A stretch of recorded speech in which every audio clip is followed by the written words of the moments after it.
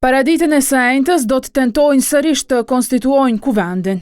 Në rast të dështimit, pas dite, do synojnë të gjejnë zgjidhje për ngërçin. Andaj, përfaqësuesit e 4 partive politike, Vetëvendosje, PDK, LDK e AAK, do t'ulen së bashku në tavolinën e takimit me ftesë të presidentës Vjosa Osmani.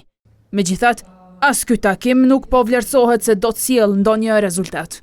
Presidentja më shumë do të ketë nesër ndonjë rol modest, simbolik, në kuptimin që ti përbashkoj edhe ti takoj, edhe të bëhen bashkë partitë politike parlamentare, që të diskutojnë nëse mund të marrë ndonjë marrëveshje, por ajo nuk mundet me imponu, përveç rastit nëse ajo do të ngrejë ndonjë çështje kushtetuese pas kërkesës së partive politike që do të shkojnë në atakim. Madje njohës të proceseve politike thonë se Barra i takon partisë fituese dhe se Vetëvendosje do duhej të bëj zgjidhje.